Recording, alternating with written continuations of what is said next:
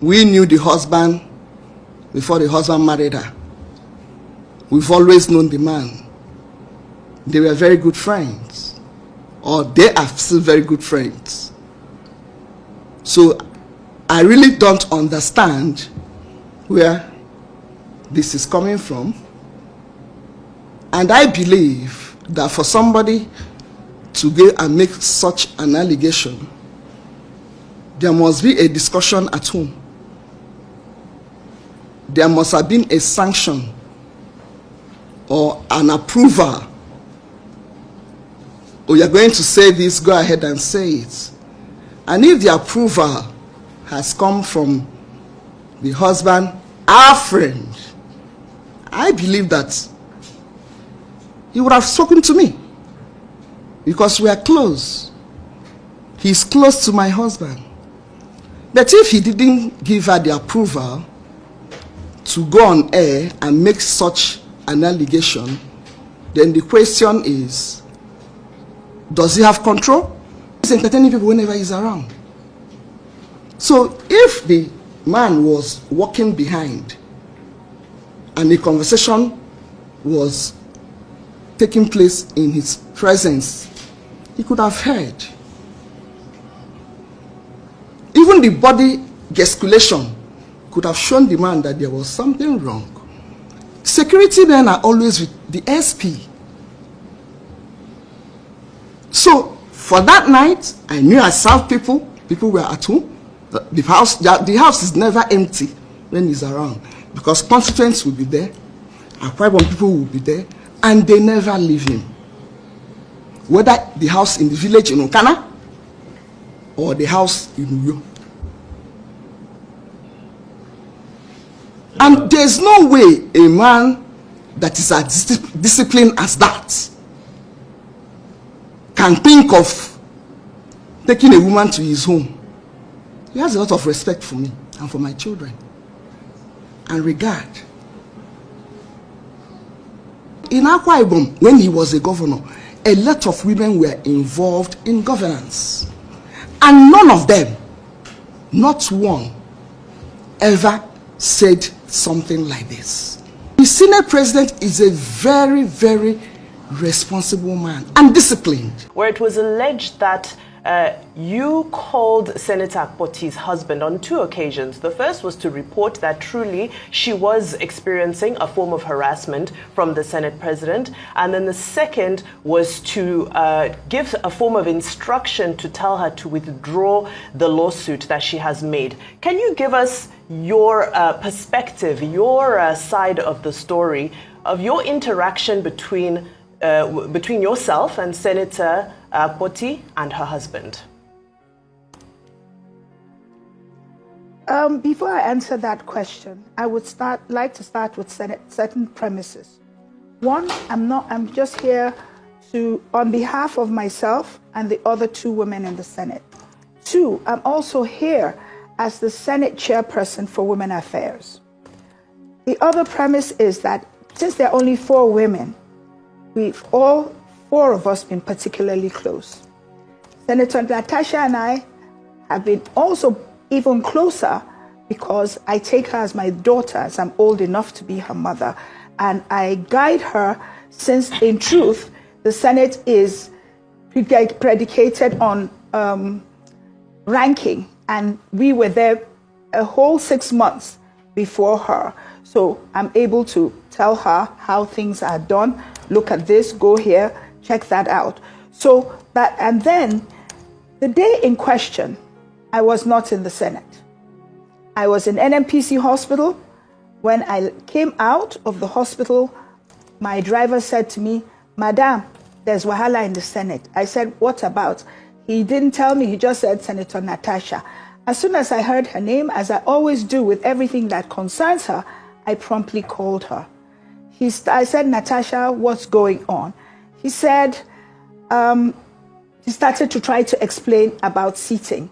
She had not given me the proper explanation. I had not been given the opportunity to respond when she said to me, "I'll call you back, I'll call you back."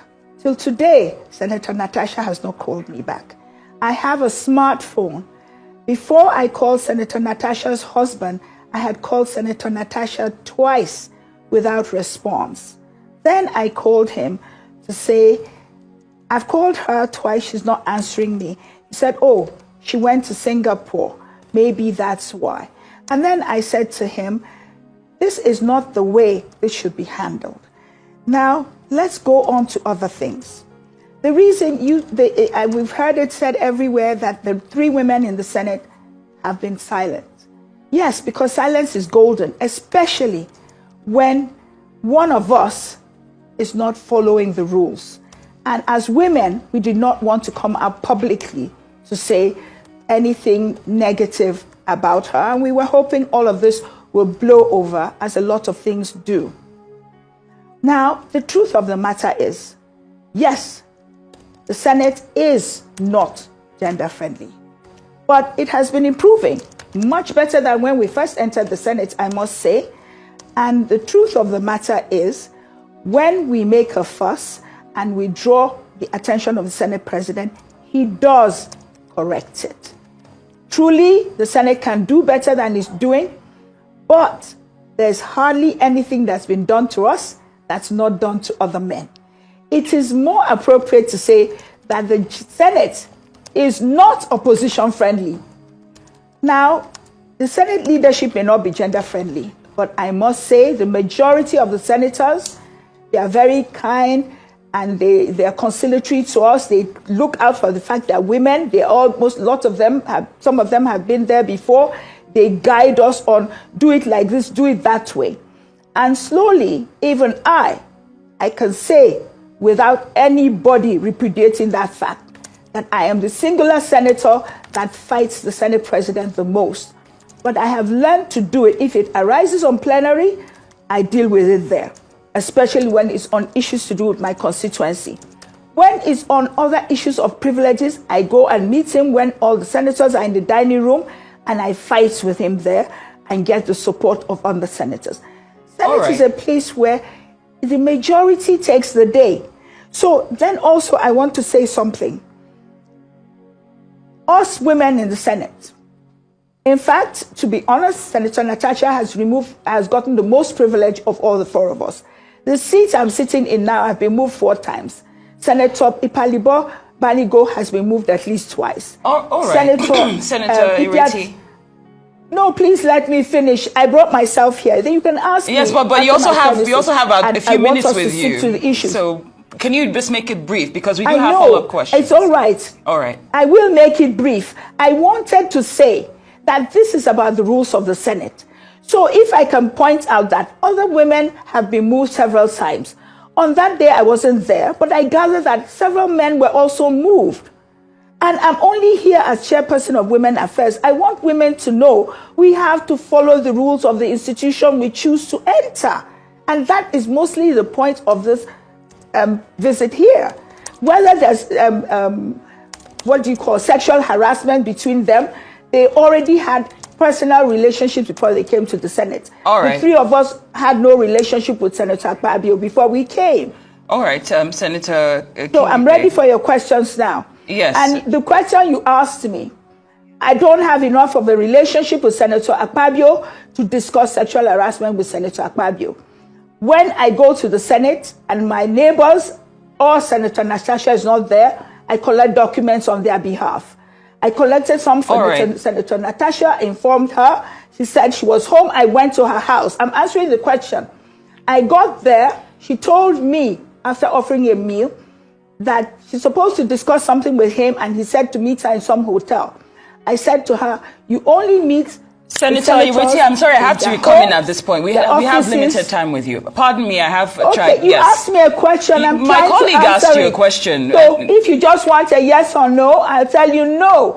I did not. I was trying to tell you what transpired. And as we were discussing, her husband came in. That's all I'm trying to tell you. Okay. So that I could not have said so. I don't know.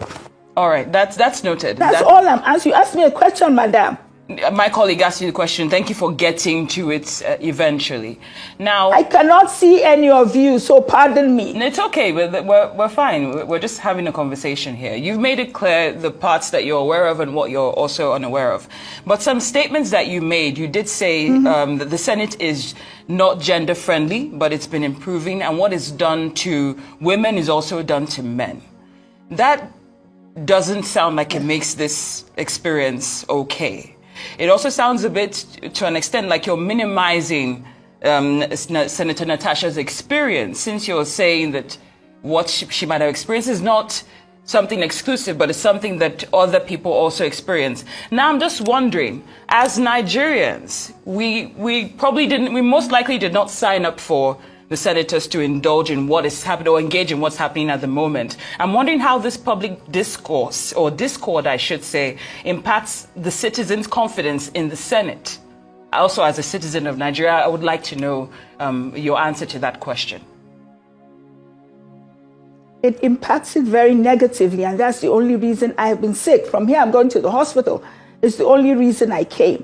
The Senate is not a place where we are supposed to be fighting over trivialities like sitting arrangements. It's a place where we're supposed to fight about issues that affect the people. And that's why this whole thing is a non-issue. If we were fighting, the truth, when I say it's not gender friendly, we expected, because there were only 4 of us, that we'll get privileges. But we don't get them. We fought to get there, and the fight continues until we can get more women in the Senate. So if we don't get privileges, we don't get them. But it does not mean that we don't get our rights. The 3 of us have not been sexually harassed. That's not to say if Senator Natasha can prove that she has been, that is fine. We will support her. But she's never discussed it with us. We don't know about it.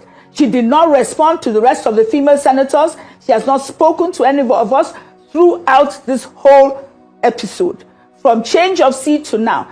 Senator Banigo was with her, tried to talk to her that it can be resolved. She did not listen to her. So I'm coming to say that women of Nigeria have larger things in front of them. We are trying to pass special bills, 35% inclusion. We cannot be fighting over where we sit. And it really denigrates the institution in a manner that's not beneficial to Nigeria, the people, or the women. That's all I'm here to say.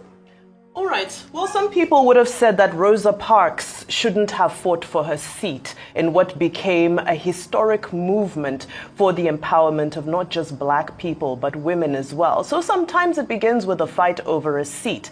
Now, don't you think that this whole debacle has now opened us up to bigger conversations? Number one, around the possibility that there may be some sort of harassment, sexual advancement happening behind the scenes. As we are well aware, it happens in several institutions around Nigeria. Are you dismissing that it is absolutely impossible that anything of this nature could be taking place? No, I'm not saying it's impossible.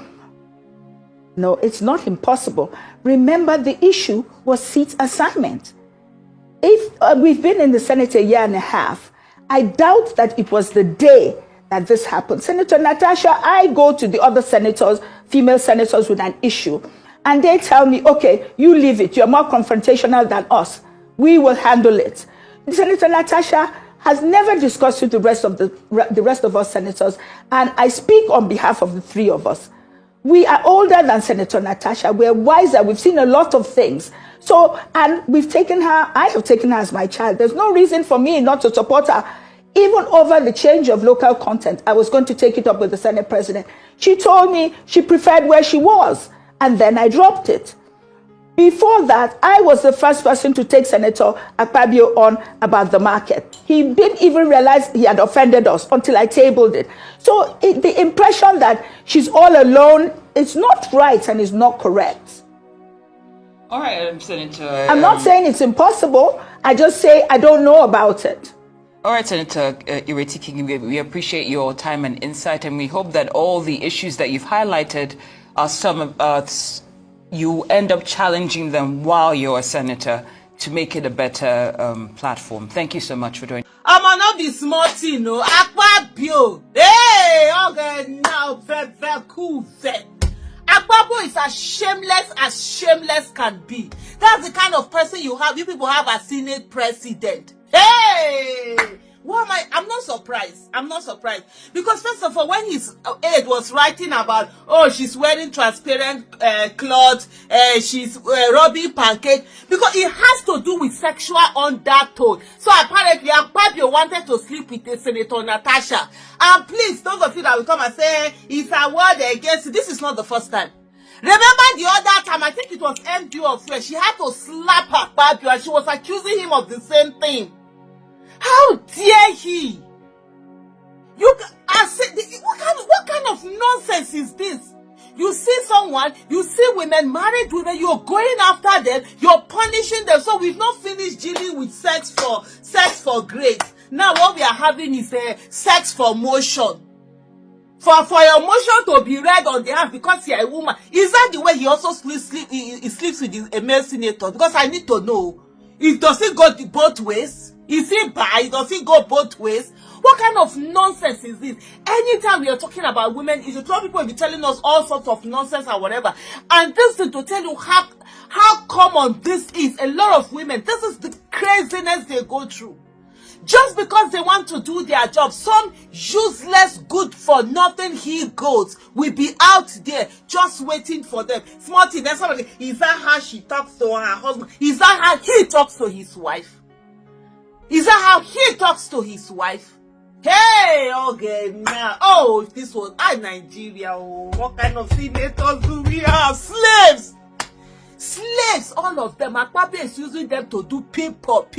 Somebody that you people will sit down and impeach. Impeach the freaking hell out of him. Nothing will happen. Nigeria, nothing will happen. Nothing. But we have cow.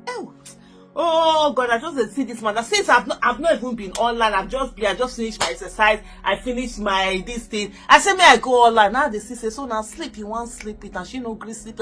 He said she should take care, kill you there. He take care of me, man. Or now your ara. Only take care. What kind of making now? What kind of rubbish is this? Every time you guys keep harassing women, wherever women are, whatever position women are, you guys keep harassing women. Some he-goats that I know the one verse, so I know they say me I they behave. Me I know the two verse. The other now they carry on a nonsense matter. They come person where person did. They make the person they verse even where person no one verse. Man, I just watched this one. I wanted to move a motion. I wanted to move a motion for the investigation on the ills of a corrupt practice in Ajakuta Steel Company. I listed that motion 5 times. It was the 6th time that it was listed on the order paper that was approved. Many senators can testify to that. Each time the motion is listed, just before he takes it, he will say, oh, Senator Natasha, we can't take this motion because the board of the Senate does not accommodate it. Or he will speak on others and then let it drag so that just before my motion is taken, the time will be well spent and won't. So he kept on doing that. I went to him in his office. And I said, Senate President, you know how important this Ajakuta Steel Company to me is. You know how important it is to my people and to Nigerians. I've noticed that you have stepped down this motion. As a matter of fact, a number of senators told me, go and see him and plead with him so that he would take it. I was like, sir, please, why can't you take this motion? It's very important. It's been listed. Then it was listed the 3rd time and stepped down. He then said, Natasha, I'm the chief presiding officer of the Senate. You can enjoy a whole lot if you take care of me and make me happy. At that point, I said, sir, I'll pretend that I didn't hear this. He said, well, the ball is in your court. I left his office, and when I got home, I told my husband, I didn't tell my husband what happened. I just told my husband, please, can you speak to the Senate president to allow my motion? Oh my goodness. Just listen. In short, there are more of it. She did a whole lot of interviews there. It's crazy. Like she said here in another time, my issues with Akpabio started on the 8th of December 2023. My case is a case of student being punished by a lecturer for refusing to sleep with him. In this day and era, one senator that was elected is being subjugated in this manner. They are doing sex for grade. Now they want to do sex for motion. These people, they craze. Nigerian women, we've been too quiet on this thing. One after the other, they keep harassing people. Either you are ashamed from saying anything, or you keep quiet, or you let peace be, or whatever. And this is not the first. I remember there was let me look for this. There was somebody that had slapped Akpabio for the same thing. She had accused Akpabio of the fact that he was sexually harassing him. NDDC MD. I slapped Akpabio for sexually harassing me, says ex-NDDC MD. This was in 2020. This is someone, as Senate President, you've been governor twice. You are a Senate President. You are a politician, you have money. There are women whose job, there are sex workers. No matter the size you want them. You want tall, you want short, you want yellow, you want black, you want anyhow. They're there, they're available. You pay them, they give you what you need. Why can't you patronize them? Since we are a useless country that does not, we don't care about the people who are leaders. The only people that we care about are people who owe us nothing. Those are the ones that will be holding them and saying what they do or what they don't do. Now let him go and patronize those ones. Quick for crow. Give them money, they give you what you want. Why is Akpabio going after people's wives? What is Akpabio looking for with people's wives? What did he bury in people's wives? Doesn't Akpabio have a wife? If one is not enough for you, let him go and marry. After all, they always know what to do. If their religion does not allow them, they will use their tradition. They will use their custom. They will use their whatever. Hey! And someone even said here that she's not even, there's a statement here from someone. This one was asking, Ayo Mario essay, how was this matter concluded? That's one of the one that slapped Akpabio for sexually harassing her. He said, we need answer. It's not about politics. The people deserve a response. I know many people who have suffered sexual harassment and victimization, and the culture of trivializing it plus sweeping it under the carpet. Senate President is innocent until proven guilty, but we need answers. Nobody says it. This is what is being accused of.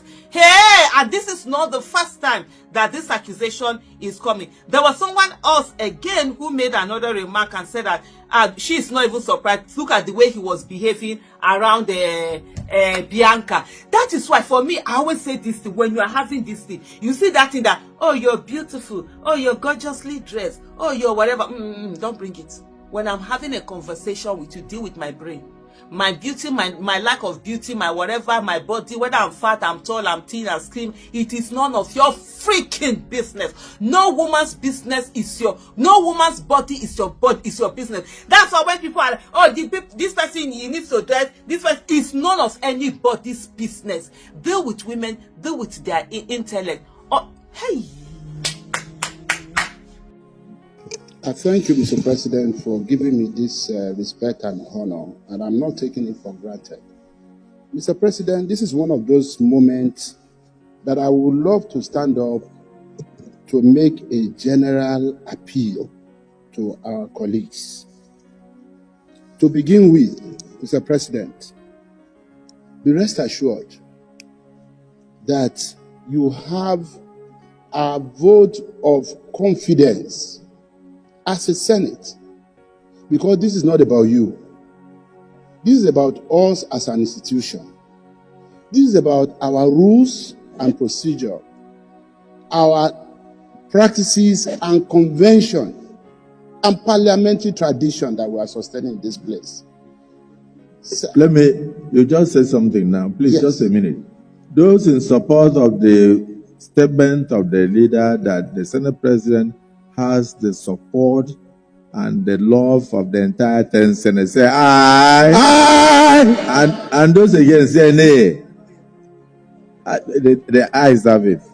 So the Senate leader, whatever you say is from the pulpit.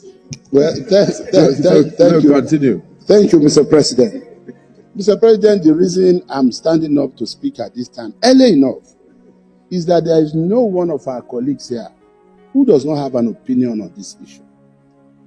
Whether they even speak out or not, everybody has an opinion. But we are all united on one thing. Our rules must be respected. Because that is what binds us together. people who serve for 8 years as governor, chief executive in states, people who serve as honorable ministers of this federal republic, and they will still go to the nooks and crannies of their villages and constituencies to go and contest election to come to this hallowed chamber. It is because there is something about the Senate. And under our watch, we are not going to allow this institution to be discredited. We are not going to leave behind, for those coming after us, an institution that is any weaker than what we inherited. So when it comes to protecting the integrity and credibility of this institution, no one takes it for granted. Let me also make it clear to members of public that the whole simi ulabalu about one of our colleagues, Senator Natasha Akpoti-Uduaghan, being asked to move to another seat, is nothing that has to do with gender, is nothing that has to do with hatred, is nothing that has to do with any form of malice. For the record, let me say again, distinguished Senator Adamu Alero, who had been governor for 8 years, who had been honorable minister, and who is one of the most ranking senators in this Senate today, was asked to move his seat. And he didn't make any issue out of it. We had a reason to change the seat of His Excellency Distinguished Senator Aminu Waziri Tambuwa. He didn't make any issue out of it. Senator Jarigbe, we had a reason to move his seat. He didn't make an issue. Senator Wadada, we moved his seat. He didn't make an issue out of it. That's on the minority side. On the majority side, we had reasons to move the seat, change the seats of the likes of Senator Wamako, obviously one of the most ranking senators here, two-time governor before. He didn't make any issue. Senator Olamilekan will change his seat. Senator, that's the chairman of appropriation. Senator Adetokunbo Abiru will change his, and several other people here. And the part of the reason that necessitated our recent decision to change seat was because at least 3 people, 3 distinguished colleagues, had moved from the minority aisle to the majority aisle. First was distinguished Senator Ifeanyi Uba of blessed memory. And then Senator Ezenwa Francis Oyewuchi moved. And then lately, distinguished Senator Ned Nwoko moved. All of this necessitated a change in our seating arrangement because we needed to readjust. Of course, I understood why distinguished Senator Adaramodu would be concerned. He's our image maker, he's our spokesperson. And most of all listened to the interview that distinguished Senator Natasha Akpoti-Uduaghan granted unberiketed. She exercised her right to speak. But the question was about the contents of what she said, whether it was the truth or not. Sir, we have a committee that is in charge of how much of a strength of character we display as elected members of this Senate. How much of respect to the rules of this Senate that we display. That is the Committee on Ethics, Privileges, and Public Petition. That committee has a responsibility not only to investigate whatever alleged, refusal to obey our rules or display of lack of strength of character, but the committee also has a responsibility to ensure that the privileges of the affected senator are also protected. And it is important that rather than us sitting here to debate this issue, that we just allow this matter, most respectfully, to be referred to our Committee on Ethics, Privileges, and Public Petition, so that the committee can deal with this issue and probably in a week or two come back to us. And that will form the basis of our further debate and action on this matter. What Senator Ademodu presented was a general report, and he had to come under Order 1B because it was not on the other paper for today, and he did it well. But it was not for him to make any prayer. It was not a substantive motion that he was bringing. He has laid his report before us. I beg most respectfully, let's refer this matter to our Senate Committee on Ethics, Privileges, and Public Petition, and they will get back to us so that right after this, we can go into an executive session and discuss other issues of public importance. But on this matter, I pray that we do not debate it any further. Let's just refer it to the appropriate committee. I so submit. Well, distinguished colleagues, the Senate leader more or less has finally arrived at a motion before us that we should refer the entirety of the saga to our ethics, code of conduct, and public petitions to revert back to us. But let me just read this for the record.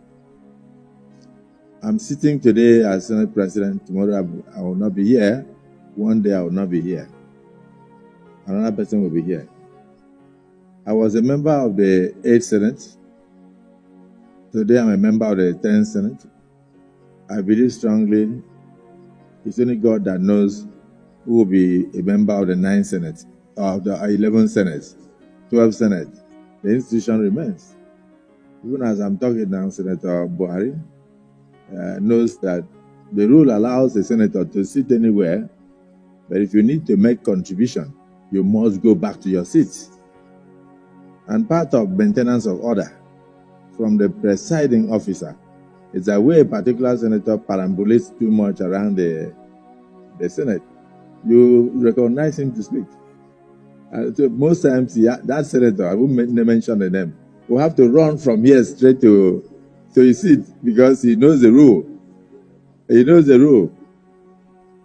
He knows the rule that he has to speak from his seat. Even the first time the issue came up here, our distinguished sister was not even speaking from her seat. And that was when we tried to call her to order. I think part of the problem is when people come from court-declared senators, they miss the orientation. The management of the National Assembly is hereby ordered to organize periodic